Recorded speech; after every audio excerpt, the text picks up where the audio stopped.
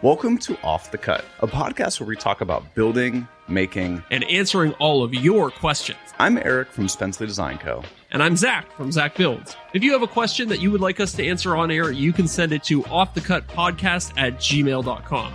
You can find both of us on YouTube, Instagram, and unfortunately, because we have to keep up with kids, you can find us on TikTok too.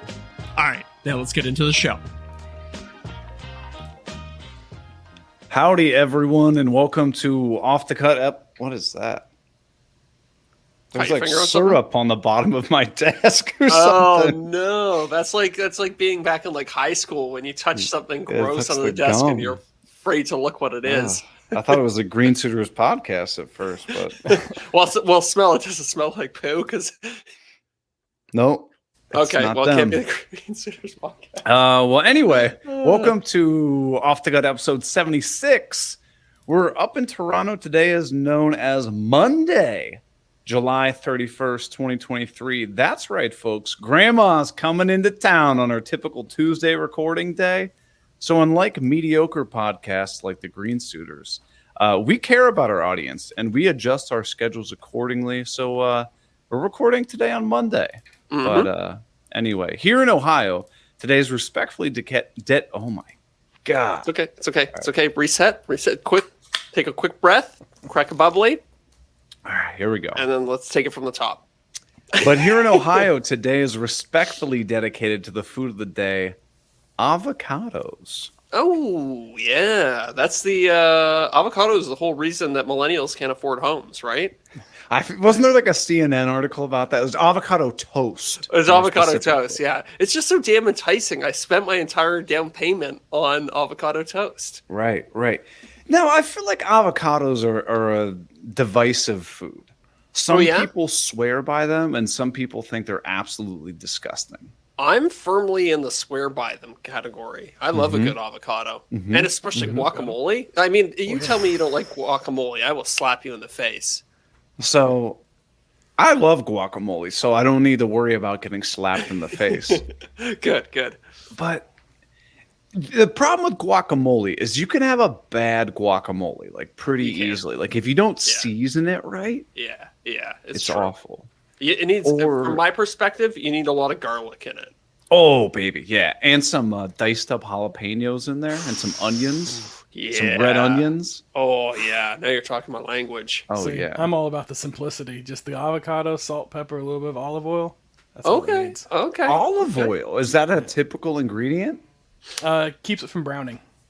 Or no way, really? Yeah. Oh, wow. That just changed my guac game.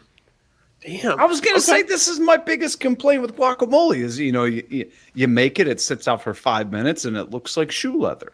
It's true. It's true. It'll brown eventually. You ever have a party and you make guacamole for it? You're like, everybody eat the guacamole because it's not going to keep. It's like, you have to like foist it on people. It's like, finish it because it can't go in the fridge.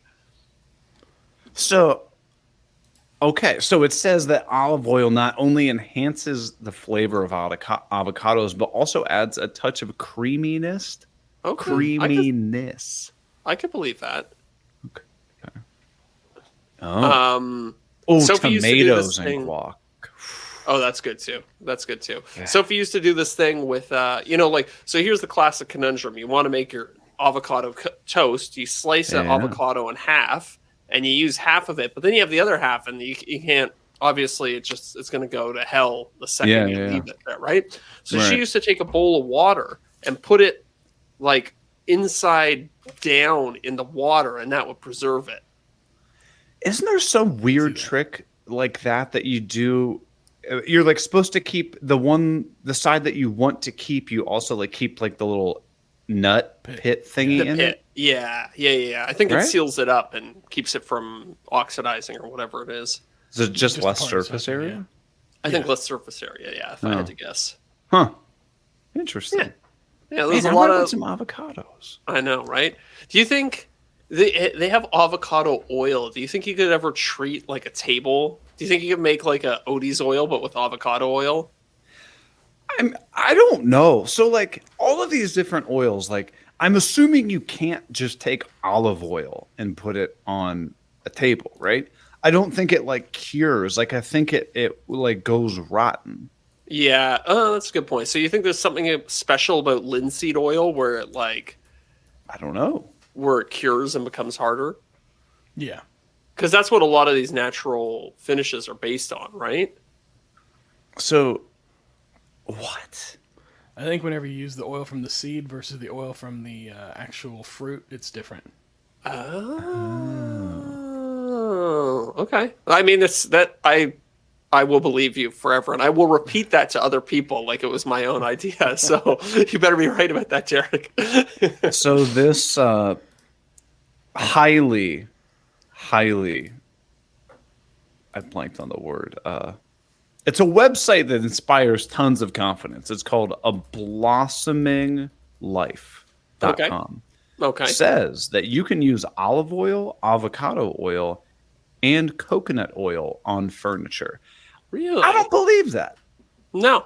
Well, I've had this idea in my head for a long time to do like a shootout video of like different finishes. I think I've talked about it on the podcast. So I was gonna put I was gonna like treat boards and then put them in my dishwasher and see what happens. So maybe I'll add some of these if I ever get around to making that video. Maybe I'll add some of these like, kind of far out there ones. What if you did an entire video all about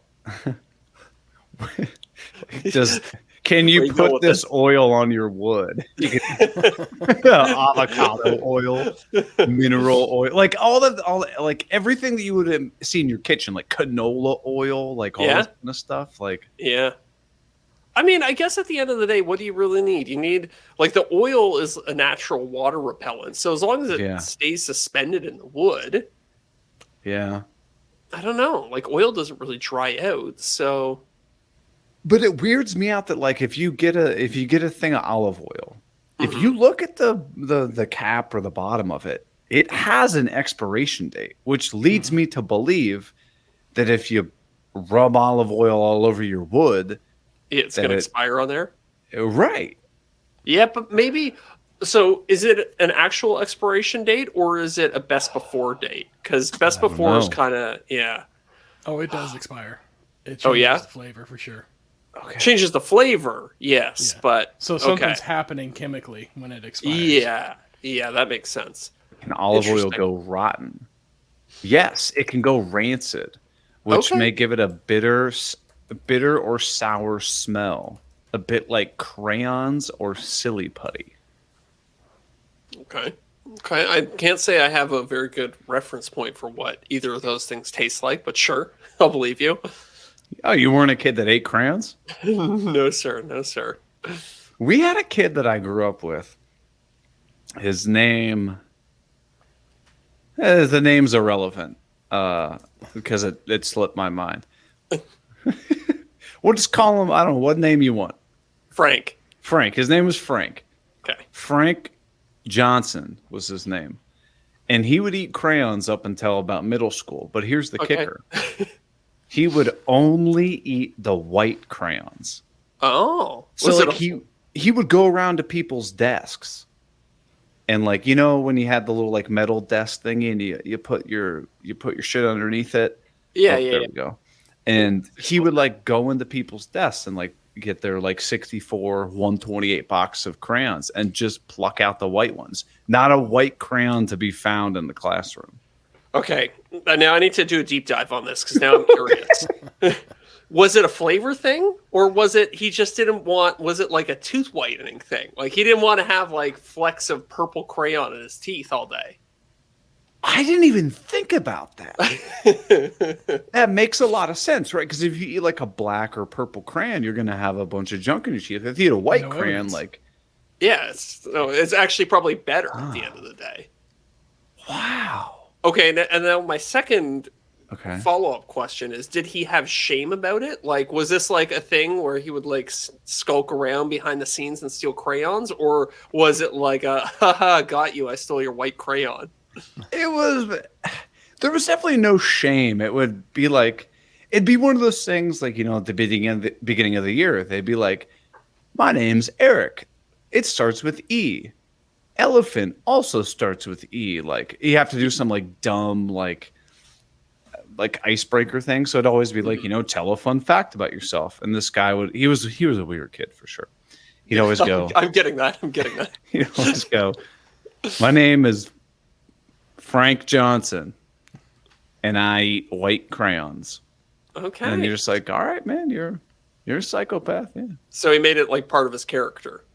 Yeah. But like, how do you grow out of that? Like, do you just one day you decide like, Frank Johnson, I got to come up with a new fun fact that's not crayons anymore. I mean, I guess what do you graduate to? You start eating like white markers or white paints? So that's an interesting concept you bring up. Like, as you age, crayons, you kind of age yourself out of crayons, right? I mean, you can't be like an adult man and like sit down at a table and pull out a thing of crayons and just start chowing down on them. Can you imagine you go to like get a home mortgage? Yeah. You just pull out a crayon and Hang on, I need a snack. Oh, you get a snack first. You're like, hold on, I'm hungry. You bring out that white crayon and then you pull out the dark blue crayon and you sign your home mortgage with the crayon. And then what do you do with that situation? Do you eat the white crayon and then be like, can I throw the other 19 of these crayons out in your garbage everywhere you go? I wonder if you can get an entire box of white crayons. Oh, I bet you can. You think his dad ate all the red crayons and was disappointed his son only ate white crayons? Maybe. Could be a family thing. Okay, No, son of website mine. here. SSWW. This is not sponsored, by the way. You can get a box of Crayola white crayons, 12 of them, for $2.72. That's a good snack. That's cheaper than I would have thought. Oh, okay, this reminded me of a story from my childhood. Please so share. when I was a little kid, I bought like a thing of pencil crayons for color books or whatever. I was Yeah. 8 years old or something like that, and the orange pencil crayon didn't have the thing of lead in it, and it was just hollow. And my mom was like, "Oh, that's kind of like." Well, we already swore. So she was like, oh, that's kind of bullshit. You should phone Crayola. Like, they have their number right on the back of it. They'll probably send you a new kit of crayons. Sure. I was like, okay. So I did that whole rigmarole thing. I waited like 3 or 4 months, and in like a padded envelope, they sent me a single pencil crayon. You're kidding me. No. So this, and then at that moment as a kid, I was like, you know what? When I'm 30 years old, I'm going to start a podcast just so I can tell everybody about this to spite Crayola. Oh, it's So a here we long are play. right now. Yeah, exactly. It's what my great-great-grandmother always told me, that if you eat crayons, you have to start a podcast and then tell everybody about it to get back at Crayola. That's right. I think they eat the have green you ones ever... over there at Green Suitors. They probably do. Yeah, definitely. What's that? It's like, do they have a Festool green in Crayola? Oh, they've got to have some pretty close, some sort of like lime green color. Yeah, I bet. Have you ever thought about throwing a company under the bus in one of your YouTube videos? Oh, I have. Yeah. I know I have not done it. I've thought about it. I've indirectly done it. Yeah, I mean, I've done it like jokingly, but I've never actually, because like hypothetically, it would probably anger. Like, okay, so when I went to Workbench Conference, I was pretty ticked off at Air Canada. Imagine just like the next like 6 YouTube videos I made, I was like, "Don't fly Air Canada," and that was just my sign off for everything. See, okay, think about it in. Let's say you're gonna, I don't know. I'm making this up. You enjoy watching Frank Johnson makes swimming pool videos on YouTube. I'm trying to make up something ridiculous. You're not a big swimming pool enthusiast. You have no plans of ever building a swimming pool, but you think the stuff that Frank does on YouTube is interesting. Mm-hmm. If during one episode or one video, he's like, man, I had this, experience with Air Canada. They really dicked me over. I'm mad about that. You'd be like, man, Frank, I get it. But if 5-6 episodes went back and he just kept going on about Air Canada, you'd be like, dude, shut the hell up. Like, no one cares. It wouldn't be like a rave, like a rant thing. It would just be like a sign off to every video. Be like, remember, don't fly Air Canada. See you guys in the next Oh, video. that would be funny. Or if you're just like, all right, so I started 3D printing this, and then I was don't fly Air Canada. I have ran out of filament. Like that'd be funny. Like Right. right. Maybe I think you could get some laughs for that. Yeah, I I think think that would be a much better way than like going on some whole diatribe about how Air Canada screwed you over. Exactly. It would just be little subtle jabs here and there. But let's be real, Zach. Air Canada doesn't give a shit what you put on your YouTube channel. That's true. It's true. I'm sure they don't, but it would just make me feel better. I mean, at least now I've told all the listeners. So Yeah. So for any new listeners, give us a 45-second overview of what happened so they can be on their soapbox. Okay. I was late for my flight and Air Canada wouldn't let me board even though I could board. Okay, my bad. I asked them, is this... So I bought a new ticket. I was like, is this me missing this first one going to cancel my return ticket? They said no. So I buy a one-way ticket to Atlanta, go to Atlanta, have the conference, get notifications saying get ready to check into your flight, get to the Atlanta airport. They say, hey, you missed your first flight, so we canceled your second flight. Right. And this was on the tail end of a snowstorm in Canada, so there was no flights for the next 2 days back to Toronto. So I ended up having to drive back to Toronto from Atlanta. So it's me, Zach, Scott Walsh, and Suman are hanging out in the airport, and we're like, what the hell are we gonna do? Like, and I was like, sorry guys, I gotta go. Like I think my flight was the first one that had to go. I think so. And then you're like, I might have to drive. I'm like, no way this guy's gonna drive. And then I get my first connection. Or no, I had a direct flight. I land in Columbus and Miranda picks me up. She goes, man, I feel bad for Zach. I'm like, yeah, I know. I don't even know what he's gonna do. And she's like, no, he's driving. I was like, what? So it was like, what, like a 12-hour drive or something? 16 hours, I think. It was funny. I was driving through Ohio at probably like 11 p.m., 10:45. I was like, maybe I should crash on Eric's couch. I was like, no, I'm gonna push through. It probably would have been more out of the way because you probably drove through Dayton, which is like the west side of Ohio. Yes. If memory serves me, that's correct. Yeah. Yeah, because I went up through Detroit and then across. Yeah. So it would have added like at least an hour and a half if you did it that way. Yeah, exactly. But I'm sure you got some good podcasting on there. Oh yeah. I crushed a lot of YouTube. You know what? If you're ever on a really long road trip and you need to stay awake, watch YouTube videos. Like, don't actually watch them. Clearly, you have to like pay attention to the road, but like play them and just like put your phone like beside you or whatever because they're very high energy and something's always happening. Right. Like how you cut together YouTube videos. There's always something going on. So it's like it's very engaging. Right.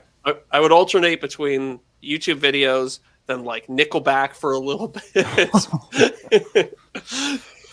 and then oh god, I don't even know what I did for most of that trip, but it was not pretty. How many coffees did you go through? Oh, quite a few. Oh. I couldn't even count, honestly. Oh, that sounds awful. But in all fairness, the detail, that you left out, you said you arrived, you missed your flight. In all fairness, you were there for your flight. That's true. Made up some BS rule that they're like, oh, but if you have to be here at least 2 hours for an international flight. Correct. It was really egregious too because like I think it was like an 8:30 flight, or no, it was a 9 o'clock flight. I got to the airport at like 8:15 or something like that, and I was like, oh, there's no line for security. Like, and customs is on the other side. So I think I got this. Like, I had to do is get my ticket and go to the gate. Right. And they're like, no. I was like, but I could make it. They were like, well, we have a rule that you have to be here an hour and a half before any international flight. But I was like, but I could make it. Right. And the idea was that like they wanted to put your name on the manifest. The manifest was already like, settled or whatever. But yeah, maybe. Who the hell knows? Somebody was just mad. Somebody was mad because I had another gate agent come up to me and they're like, hey, what that gate agent did to you, that was bullshit. She didn't have to do that. She could have let you get on that flight. And it's like, I appreciate you telling me that, but also don't tell me that. Right. It's like, okay, if you're going to tell me that, maybe you're like, hey, go through this back door. There's not security. You just, Yeah, exactly. It says emergency exit or emergency alarm will sound. It won't. Just go through that door. You're good. Yeah. Have you flown international anywhere lately? No.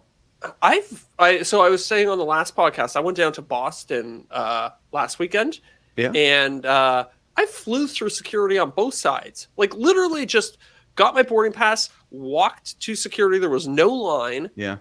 Checked through, and then like I'm one of these guys who's like thought you had to be at the airport like 3 hours before any international flight. But this is this quick.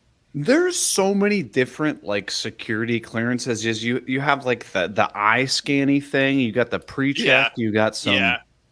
They're like 5 different ones. I'm convinced that everybody thinks that those are faster now, and so now no one's in the regular security clearance, dude. 100%. Because so we went.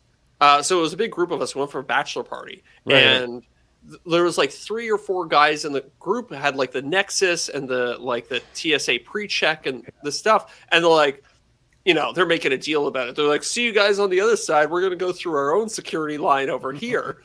And all the guys who didn't have the pre-check or whatever beat them all through. It was actually slower to have the pre-check. Yeah. So it's pretty funny. I know it's nice that you don't have to take off your clothes when you go through it and stuff like that. But dude, I didn't even have to take off my clothes.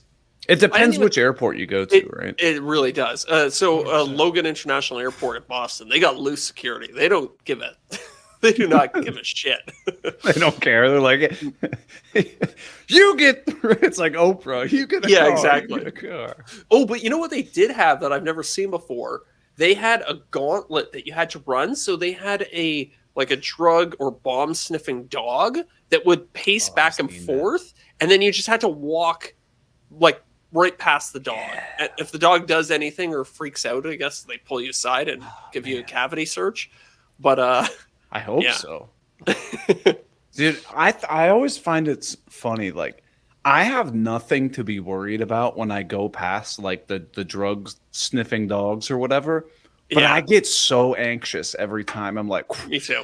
Oh, what if somebody slipped something in when I wasn't looking? I know. And I'm gonna go to jail. Like, it gives me so much anxiety. Same with taking like a drug test for like a job interview. I get so anxious. I'm like, I gotta pee in this cup. What if they find something? I'm like, Eric, you're not gonna find anything. Yeah. Do you think what percentage of jobs do you think drug test you? Here, every job I've ever done does. I think it depends. Application corporate job, yeah.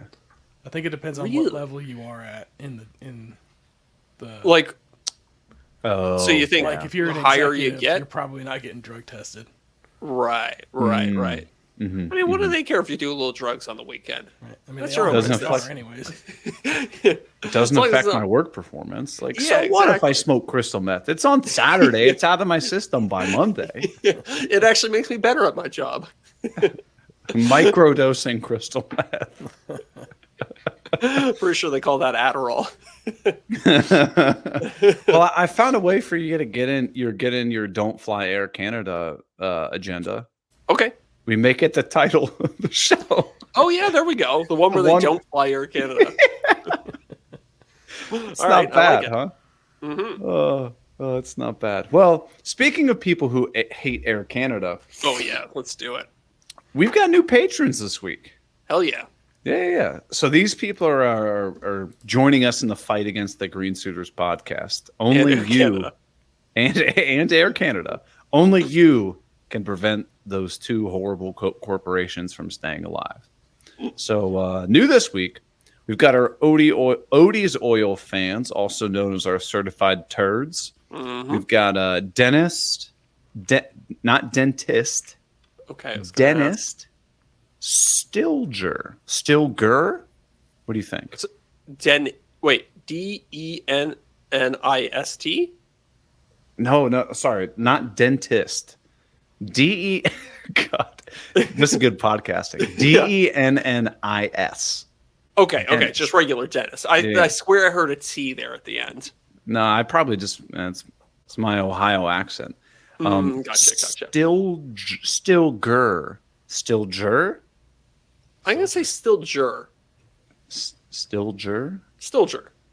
I don't know. It rolls off the tongue a little bit better. That sounds like a food company, you know? like a coffee company. It's like Folgers. Oh, Folger. Okay. Maybe I still. wonder what Dennis does. You think he's in the food industry? No, I think he's. I picture Dennis working with metal. I think he's like a civil engineer or something like that. That's my guess. Ooh. I picture An a architect. fishmonger. Yeah. What do you say? Fishmonger. Fishmonger. Oh well, Dennis, thanks for jumping aboard. You're gonna get access to all kinds of stuff. Or no, the way we're saying it now, he's unlocking Oh. access. He's unlocking Okay. the after show and the Discord server and Mm-hmm. all kinds of Premium cool content. stuff. Premium content. OnlyFans. Yeah, that's right. We should do Uh, it OnlyFans, but like obviously nothing sexual because we're prudes. But I You do know, like- foot stuff. yeah, I do foot stuff. I I wouldn't mind. Yeah. Being honest. We also have a rigid fan, and he's in our live chat tonight, or the live stream chat Well, thing, whatever the hell you want to call it. Mhm, Ron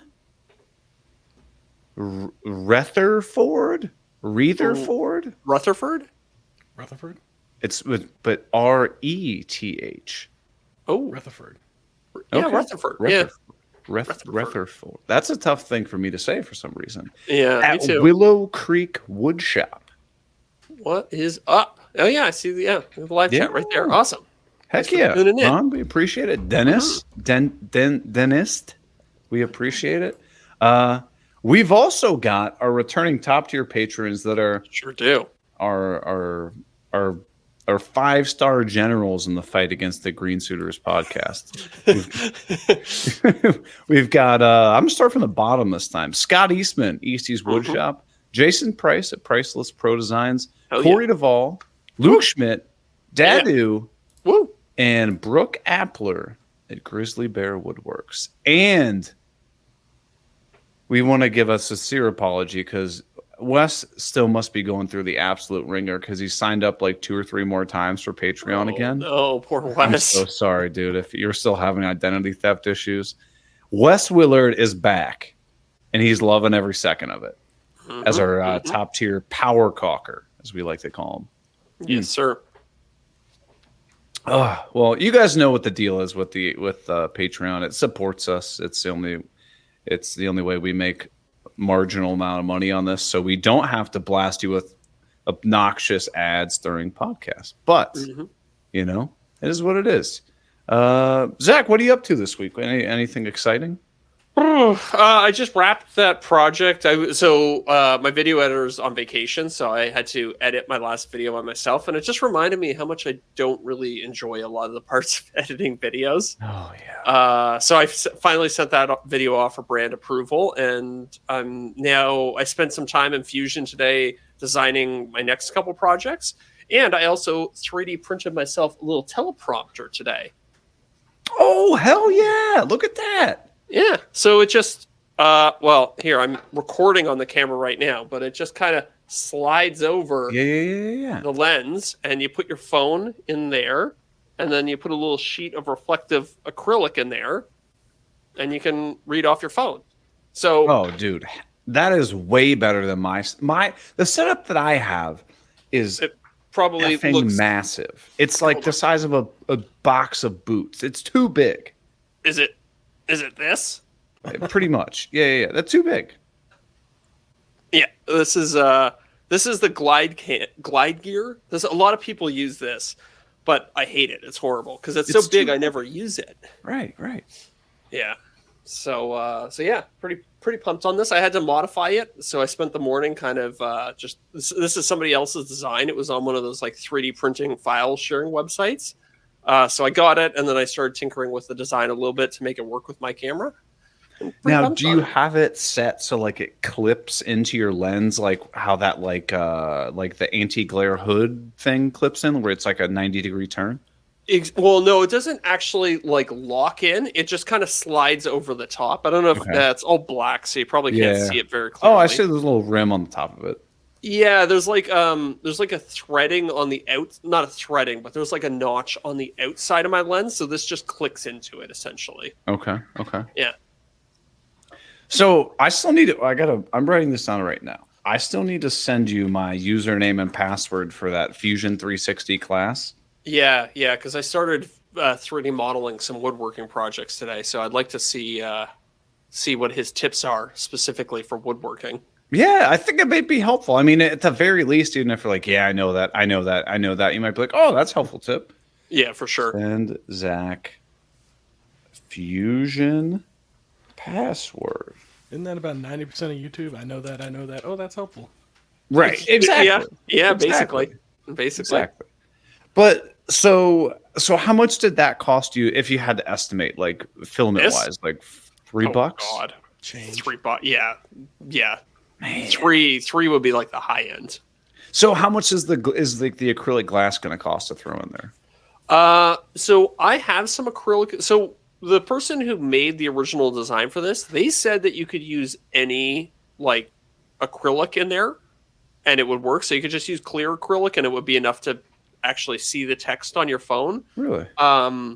So I have some in the shop that I bought for like $12, but I did buy some special like one-way mirror Right. stuff that's like purpose designed for this because I thought it would work a little bit better. I think that was like $30 or something like that for a 12-inch by 12-inch sheet. I probably only need like a fifth of it or something. Right. So you can make 4 of those. So call it Yeah. $6 or something. Yeah. So all in, you're less than $10 a piece. Yeah. Damn. And yeah, it was funny. So I was talking with Scott Walsh earlier today about I was showing him. I was like, "Hey, I 3D printed this teleprompter." He's like, "Oh yeah, I just ordered this one from a company called Parrot. It's called a Padcaster. It's pretty popular." It sounds familiar, that brand. Yeah, it's pretty popular, and I was gonna buy it. They have like a new pro version that's coming out, and I was going to buy it, but they're doing a Kickstarter, which I find really annoying because when you buy something on Kickstarter, you have no idea when you're actually going to get it. Yeah. And it was like $129, I think. And Derek's got it up on screen there. I think that might be that's the original version, Derek, and there's like a newer one that's a little bit better coming out. But honestly, this has all the features that does, and I was able to get it on time and for about like a tenth of the price. I like, maybe it's me and my lack of knowledge with teleprompters, but like, as long as I have something that goes around my camera and holds my phone, other than that, I don't really need anything else. No, neither do I. And I don't know. So, how much of your videos do you use a teleprompter for? I'll typically do them for ad reads, obviously, so I can just write down exactly what I want to say. A lot of times I'll actually send the ad read script to the company, be like, here's what I'm going to say. Do you want me to say something different? Yeah, me too. Yeah, because it saves so much time. Yeah. And then I'll just read it word for word to make sure that I'm going off the script and I don't mess up. Yeah. But if I'm doing like talking head videos, well, it'll be like a topical video or something like that, I will use the teleprompter for the entire thing. Right. But if it's kind of like I'm working on a project and I'm like, all right, I just finished like wrapping this up. I'm like, I'm kind of struggling what I think I'm going to do next. Like I'm thinking about doing this. No, I don't teleprompt that. That's just like stream of consciousness. Yeah, same. I'm pretty much the same. A lot of time for intros and outros. Well, I used to use it a lot more. I think for like the last 3 or 4 months, I haven't used it. But then I was trying to record the outro for this last video I did, and I was just like, I had like a script of things that I wanted to say, and I kept messing it up. I kept getting angry. I was like, stop being an idiot. You have a teleprompter right over there. Like, set it up and use it. And so I was using it, and I was like, this thing sucks. So that's what got me on the course of like 3D printing this one, a much more compact one. And you can just throw that in a drawer, and then when you need it, boop, pop it on. Exactly. I'm thinking I might even just like clip this on the outside of my camera bag or something like that, and just So that's smart. Yeah, I really hate this big one because it's just a pain to set up. Like I bought a tablet to be the screen on the big one.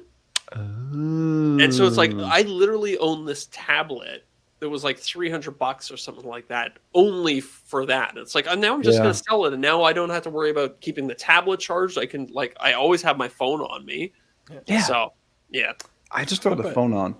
See, mine packs in like this little bag thing here, Yeah, mine too, I think. but it's still a pain in the ass to put it in there. Yeah. You gotta you have to like fold it in on itself and then pack it away in the thing, and then I'm sure you put that away in your closet when you're not using it, and it's a lot of steps. I put it in my desk drawer and it barely fits in there. It's like Nice. I'm trying to make things easier on myself. Like, Yeah. you know, that's kind of the Streamlined. thing I've got. Exactly, more streamlined. That's the thing I've realized within, over the years of creating videos. Like, let's be real, Zach. There gets to a point where what you're making is good enough. Like, Yeah. could I buy all sorts of lighting and like perfectly light every shot and bring out like a white balance card every single time I take a shot? Absolutely, I could. Sure. But is it really making that big of a difference? No. I don't think so. I don't Not think so. for the content we make. I'll be, if any listeners watch my latest video that's probably going to come out a week from now, let me know if you hear any differences, because I eliminated my big, so I have the same Yeti mic that you do. Yeah. I was like, I don't really like using it. And so I just hooked up the same lavalier mic that I use when I'm in the Right. shop, and I just recorded off of that straight into the computer for all my voiceovers. Oh. And that way, I'm not leaning forward. I'm just like lean back in my chair, like reading a script off the screen. It was a much nicer experience, and I banged out my voiceovers way faster. Oh, see? You're Are you using the same mic you're using now where you have on the little stand? Well, I don't think I even used this. I think I just I just clipped my lavalier. This is strictly for show for the podcast. It looks good though. I know, right? But yeah, you have to streamline things, make it easier on yourself. Like, stop doing all the stuff that nobody really cares about. Exactly. And it's like, okay. And you know what? I think in the case of the microphone thing, it might even make it a little better, because there was like a difference when I would switch from talking to the camera, Right. and then when I would go to voiceover, you could hear a difference. It was like one microphone didn't sound the same as Right. the other. So Right. now it's going to be like completely consistent across the board, and I think it might actually make for a better experience for the listener, watcher. So as a viewer, I can tell you, because I'm a content creator, I was like, oh, he's using his voiceover mic. Oh, he's using his lav mic, but I didn't care. It sounded fine. Yeah. And to the average viewer, they don't care at all. If it's easier on you, do whatever's easier. Yeah, I think that's As long as you have good quality advice. audio. Now, if it sounds like you're underwater in a potato, like, no. Well, yeah, that's the thing. Well, I mean, if it sounded like I was underwater in a potato, then my A roll would have sounded like it was, Right. underwater in a potato. So I would have had bigger problems. to fix. Right. Yeah. So is this going to be the first video that you've done working with our agent, Mark? No, this is something I actually negotiated before signing Right. with Mark. Okay. Yeah. I think my first video with Mark it's scheduled for like early September. Nice. We'll see. We'll see if I get anything for August. Nice. Yeah. Was it above the rate that you had been charging? Were you like, damn it? Yeah, it was about 4x what I was charging before. Right. I told So- you. Yeah. And you're like, really? I could have been asking for that amount of money the whole time? He's Yeah. like, oh, yeah, absolutely. Yeah. It's funny. Oh, well, I am starting to work on a new project. Okay. And I genuinely want to, and Derek, I want to get your feedback on this too. So I think I mentioned it in the after show. I think I slightly mentioned it in the after show. About a year and a half ago, I did that coffee table that I like carved all the crazy stuff into it and then wanted to basically flood it with epoxy. Long story short, I got Redemption video. crazy bubbles. Yeah, I want to redeem myself. Now, I haven't started on it because I'm really mentally trying to map myself through how to do it without messing it up. So, I want to hear, Zach, how would you physically go about making this project? Okay. Let me think about this for a second. So, big slab of wood, Yeah. and you've carved things Whatever. in it. Yeah. Whatever. What did you do last time? You put it face up in the thing? I put it face up and used a bunch of silicone and a boatload of double-sided tape, which if you've used double-sided tape before, Yeah. it's strong, like carpet tape, right? Yeah. Then I put it into a big epoxy mold that was way oversized, and I poured deep pour epoxy over it, like several gallons. Everything was going great. I figured once it cured, I could just cut off the edges, shape it, and it'd be nice. Problem with, as you can imagine, buoyancy of wood is much stronger than an entire roll of carpet tape and silicone. So Okay. it floated. And Right. in panic, I was like, I'm not going to waste $1,000 of epoxy. I'm going to flip this thing over. But now there's all of the, all those undulations from the carving. There's tons of air pockets in there. Right. Okay. Yes. So that was the issue. So that was the issue. Okay. So could you make? So what are you thinking for a form? Are you just going to do like a melamine box? Yeah. So what about if you screwed from the bottom of the melamine box up into the tabletop to suck it down to the bottom and then pour the epoxy over top of that? That was one consideration that I had. Okay. Definitely. That was my first thought. Okay. I'm trying to think how else. I feel like we brainstormed this closer to when it happened. There was another solution that we came up with at the time. So here's the one. My only concern is sure, screws sound like a great idea, but are they strong enough? Well, it depends how many you use, I suppose, right? Yeah. Right. And my concern is trying to if I've got some deep carves in there, right? Trying to go, okay, I should aim the screw in here, and I go, damn it, I just screwed through the table. Yeah. Well, let me ask. So how thick is this top? So I think I'm going to get 8/4 Okay. and then plane it down to roughly maybe 1.5 inches. Mm-hmm. So it gives me the ability to get some, pretty good curves, good divots in there and whatnot. Yeah.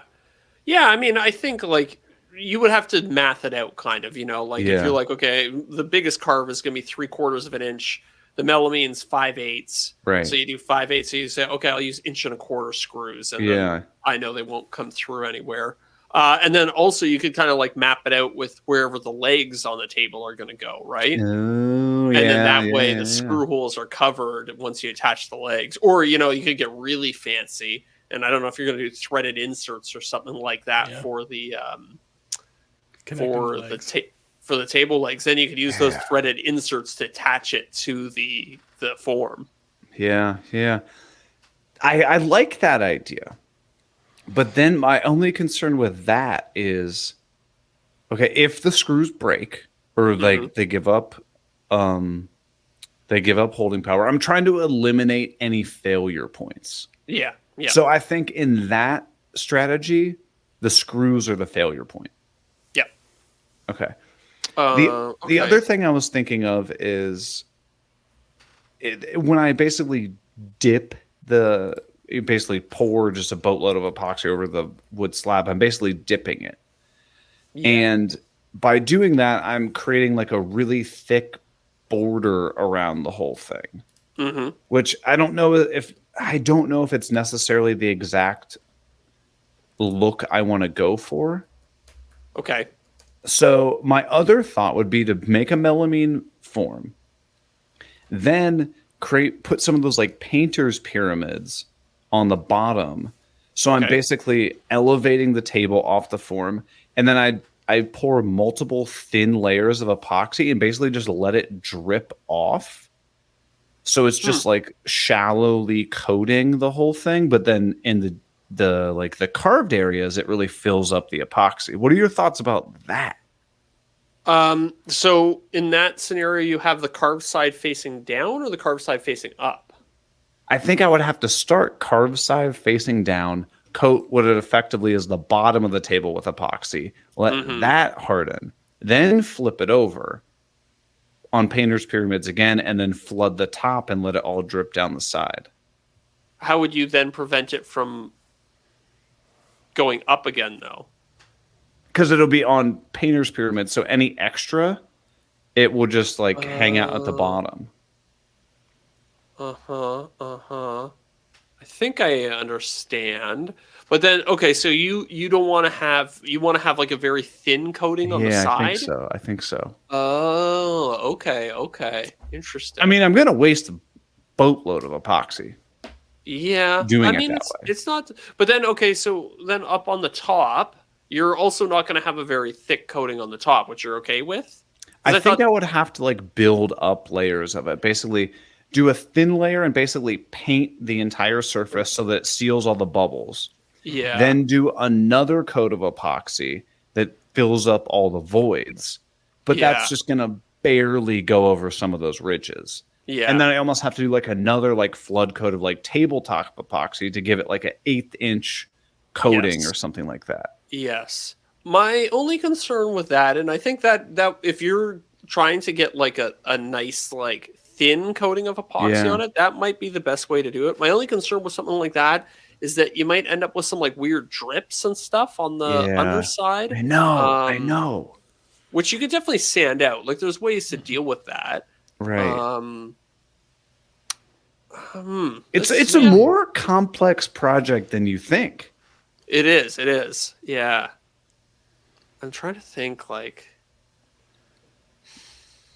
is that one is just like when the epoxy is moderately set up, you just go with a towel and kind of just wipe it off the bottom? yeah, maybe. I always get so worried about doing stuff like that though, because I'm like, oh, I'm gonna touch it with my thumb, and I'm gonna leave a little thumbprint somewhere that'll always be in there. Because this is something I haven't seen anybody else try that I'm aware of. Yeah. I always thought the intention with this project was to have like a pretty thick layer of epoxy on the top so that there was like extra depth to all the carves in it. I don't know. Yeah. I don't know what I'm after. The nice thing about doing it this way that you're talking about is if you wanted to, you could also do like a contrasting, like you could fill the carve with like a different color or something like that if you wanted to. Almost fill it with like blue epoxy and then coat it with clear on the top. Yeah, or you like could do rivers or something. Yeah, I mean, I think Yeah, it might be a little overdone. There's going to be Little- on the river little- table. a little I played can't use out, that but- word. Yeah.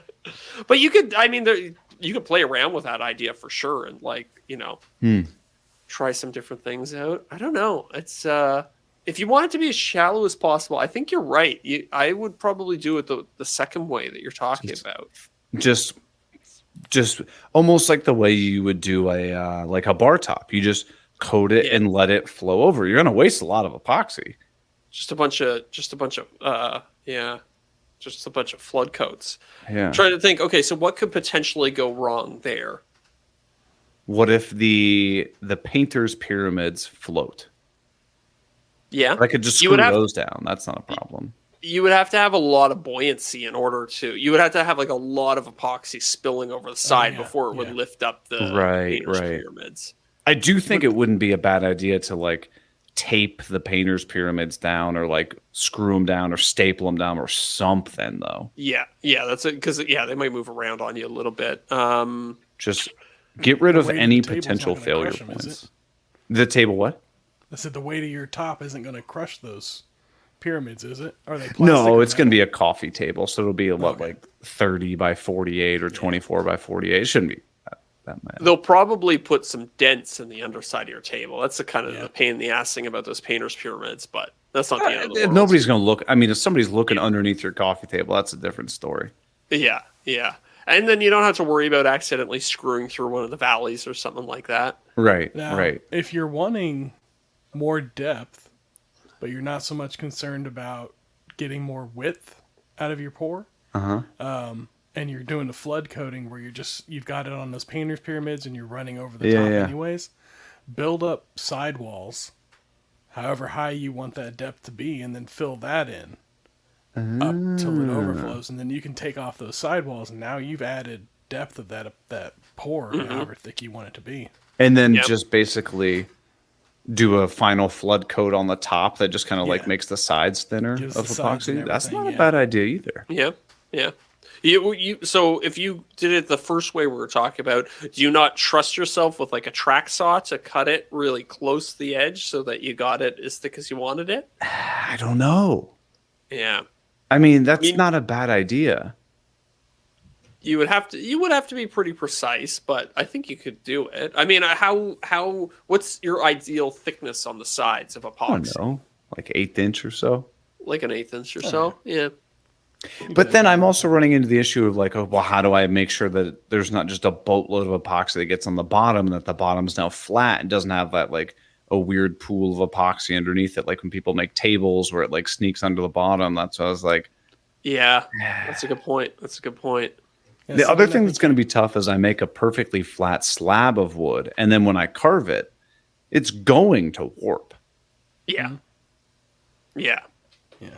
So it's That's- almost like you have to use a little bit of thickness of epoxy to take out, like if you're potato chipping a little bit, like maybe, the underside Well- of it has a little bit more epoxy on the outside than it does on the inside.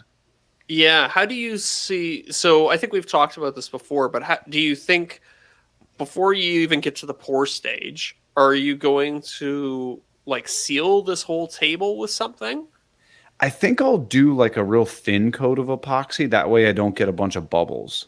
Like just brush on. Right. Okay. Yeah, like it's tricky because I think that's probably when a lot of your cupping or your curling is going to happen, right? Mm-hmm. You're going to do one side and you're going to have to let it sit there for a while and dry. And Right. as it dries, it's going to pull. Right. And then you're going to go do the other side and maybe it pulls back, but maybe it doesn't. But honestly, on a coffee table, if it potato chipped 1/8 of an inch, and then I'm flooding the top of it with epoxy, it's gonna level itself out. You're never gonna know unless you like look at a profile view from the side, and you're like, oh, it kind of smiley faces a little bit. Yeah. Right? Yeah. I'm just like, we're going through all the effort of trying to think this through. How could we ensure that it didn't potato chip? C channel, C channel? epoxy Yeah. C channel into it. Or attach C channel to one side when you're epoxying. Like, how could you do it? To be honest Would, like- with you, I think I'm just gonna live with the small amount of warping that's going to happen, Okay, and just all right. just as long as the table looks decent, that's the battle I'm all that happy matters. with. Yeah, good enough for YouTube, right? Right. But no, you think this will be an interesting video of like being like, listen, I made a video all about how I failed miserably and Yeah, I want to redeem myself. I think people Yeah. find that interesting. I'm willing to fail No, again. that's great. Yeah. What do you- I'm willing to fail again. I'm willing to pay. Yeah. What do you think the title and thumbnail is for it? It's going to be something along the lines of like, I lost $5,000 doing this before, but I'm going to try it again or something like that. Okay. Yeah. I like that. Redeeming myself on a $5,000 failure. Something like that. Okay. Yeah, I like that. That's good.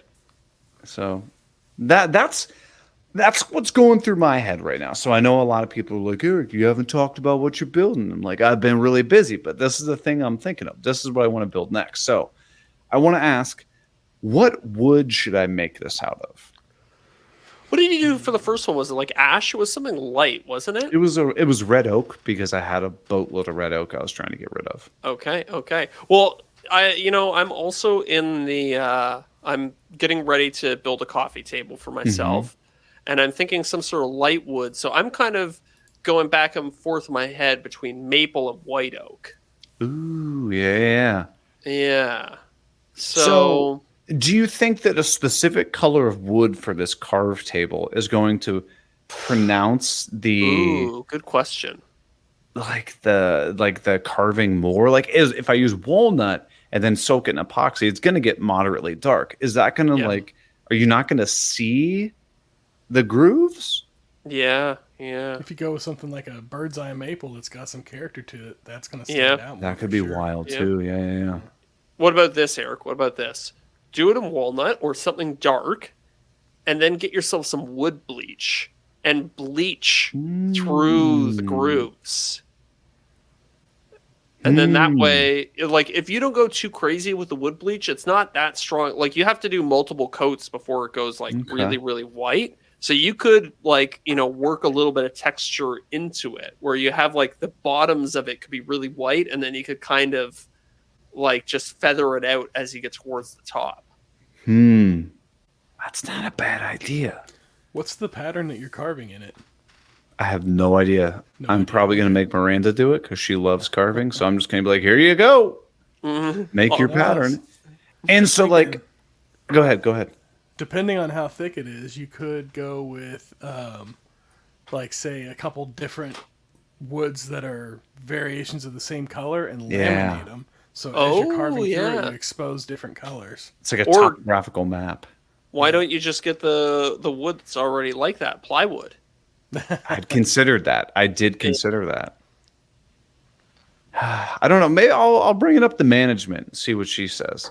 Yeah, Because yeah. it's either going to be a purely creative project where, like, afterwards I just give it to somebody or, whatever, or it's going to stay in our, like, living room. And if so, like, I have that media console that's walnut. So it's like, it would probably look nice to match with that, or Right. it might look. I think white oak and walnut is a weird combo, but like maple and walnut, I think would look good. But Yep. does a solid maple table, is that too light? Pretty light. Yeah, You're and right. yeah, maple can go a little yellow on you too, Right. which you might not want, especially with I don't know what you're using Total Boat for this, right? Yeah. They're like Fathom. I'm probably going to use the Fathom because it would have the least chance of bubbles. Least chance of bubbles. Do they have any sort of UV guarantee on their stuff that it won't yellow over time? Kind of, but let's be real. Every epoxy is Yeah. going to yellow over time. It's the nature of, Yeah. of the material. Yeah. That's why I think the walnut actually might be the best choice, because if it does slightly yellow, You won't even notice. you're It's not just gonna like, really notice. yeah, I might go that way too. Especially What if you about give it, like a smoky tint? Right. yeah? What about a walnut where you like did something to it? Like if you like gave it like a very light whitewash or something. I'd considered that. Almost kind Yeah. of like your idea of like the bleach. Yeah, almost like the bleach. Just like get it a Mm. little bit away from its like natural color, and then I don't know. Maybe I can Whatever. find a bunch of like sapwood, walnut, pick out boards that have a bunch of sapwood in them. Yeah. Yeah. Going back to the maple, if you went with maple, it's very white. But then if you took your epoxy and you gave it like a smoky tint Yeah. and you poured that Ooh. over it, the deeper Yeah. it went, the darker it would be. True. That's a good idea. That's neat too. Almost add like a drop of like gray trans tin or something like that. Yeah. Maybe I wonder if I could do like some samples and just screw around with it. And I you would do- pour it if in you're gonna layers, do- you could go lighter as you go higher. Right. True.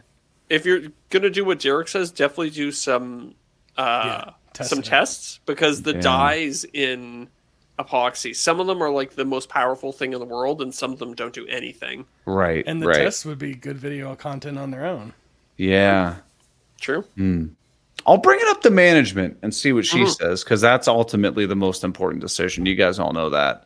Yeah, run it up the flagpole, see what happens. Yeah. And I'm probably gonna get greeted with the, well, last time you ruined the table that I carved. But she always enjoys that. And she was talking about it this weekend. She was like, I'd really like to build something with you again. So I was like, all right, this will be the perfect time. Let's do it. Let's do it. Well, I appreciate you guys helping me brainstorm the or these sorts of things. And Now, before we move on, what are you thinking for legs on this thing? so, okay, I'm glad I did want to talk about that, but I forgot to bring it up. My initial response is this is going to be a wild kind of table, right? Like it's going to be like visually striking that how people have seen.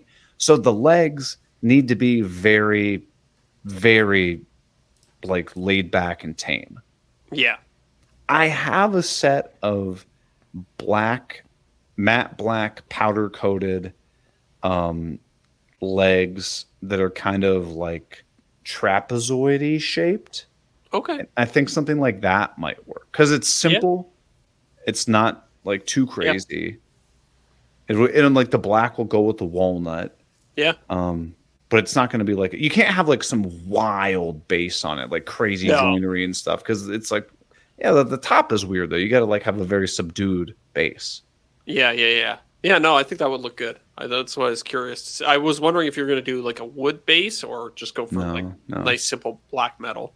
And truthfully, there's going to be so much effort put into the tabletop that I'm going to be like, slap some legs on it. Let's call it a day. Yes, I know. I'm designing my coffee table right now, and it's like it's the one with all the media stuff in it. And I was like, okay, I had this plan for like an elaborate top for it, and then I was like, I'm gonna have to make like the cabinet, and then I'm gonna have to put these like gas struts in it, and I was like, how complex do I want to just make the inside of it just like an open box, or do I want to like have the inside have like compartments and sliding things and all this stuff? It's like, sometimes you just want to get the project done and get the video out there, but we'll see. Right. Have you considered making your coffee table build a multi-part video? Maybe. I don't know. What do you think? I just worry. You could probably get a lot of views on the first video, but would you get a lot of views on the second one? I don't know. I don't think I've ever done a multi-part video that I recall. I know, neither have I. I feel like people, when they come to YouTube, they want to like watch an entire day. You know what I mean? I would be more apt to put out like a 40-minute video than two 20s. Yeah. But then you can get 2 ad reads. You can get 2 sponsor ad reads in there. I know, right? Doing it for the man.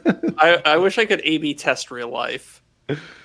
Well, I think if you're just doing a simple project straight from beginning to end, and you know what you're going to do along the route, one video is where you go. But if you're going to be doing some experimentation, I say put that experimentation in its own video that comes out before, that kind of teases the main video. Then you release the main video of the actual project. Oh, okay. That's not bad. That's almost a better way to do it. Like I would much rather do it that way, Derek, than do it sequentially, where you're like, and like leave on a cliffhanger. Because let's be honest, we can't. It's so much easier to do like a cliffhanger ending in a movie than it is in a building project. Right. And let's be honest, I can barely get people to watch my videos as it is, let alone half-ass teasing a project that I just haven't had time to build yet. That's too funny. Well, speaking of half-assing things, should we half-ass our way over the after show? Yeah, let's half-ass this outro and get out of here. All right.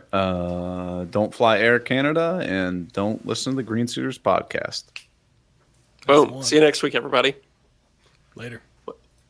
Wait. Hold on. Everybody's still listening? Don't leave. Uh-oh. There we go. Got him. Got him. We'll see you at the after show. See you, everybody.